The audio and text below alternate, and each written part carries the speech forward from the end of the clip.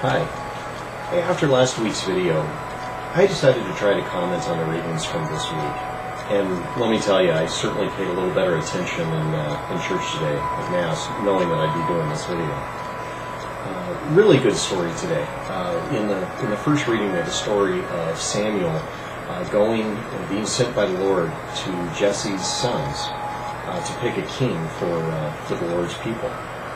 After seeing the first seven, he doesn't find the future king until David comes in, the youngest.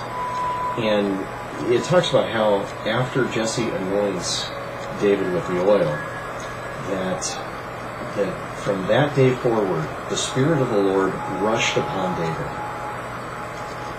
That one statement is so powerful. But there's one question: what does it mean? I have to admit, I have felt in my life, I'm ashamed a little to say, mostly in the past, I have felt the Lord rushing upon me. I felt it when I was confirmed. And there was a really odd parallel, or interesting parallel between this story. When I was anointed with the oil at my confirmation, I did feel the Holy Spirit come upon me and rush inside of me. I felt such an excitement in this new step of what I was doing for the Lord. I've also felt it at retreats, and, times where you've been able to get away and really focus in on that relationship and focus in on what does it mean to me and how can I use it. Unfortunately, in the last 6, 8, even 10 years, I gotta say I haven't felt it all that much.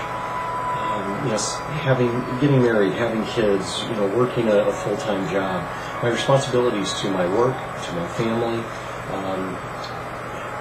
feels like it's left me a little time to do those sort of things and to feel the Lord rush upon me. So the question that came to me in Mass was, how do I get it back?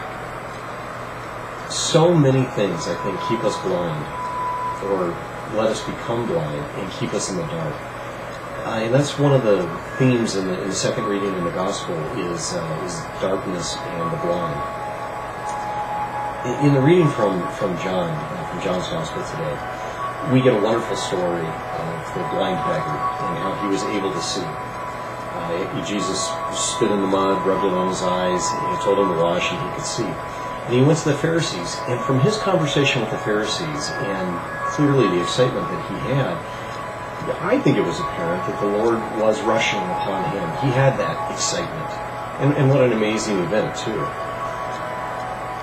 I wonder sometimes how much my own lack of sight, whether it's from the daily grind and my own responsibilities, just not focusing on some of these things, have made me like the Pharisees. They were unable or unwilling, and sometimes I'm probably unwilling, to hear God's truth when it's right in front of me. Father Gregory spoke of how Jesus' healing of this beggar was one of the more uncommon healings throughout his ministry, in that people were often begging Jesus to heal their friends and their family. And he did these things. But with this blind beggar, he healed without being asked to. What a gift, what a blessing he gave to that beggar, unexpectedly and unconditionally. When we are given unexpected gifts from a person, we're usually very touched. It usually touches us deeply. We usually have a very heartfelt gratitude toward the person for that gesture. What should we do when we receive an unrequested blessing from God in our lives?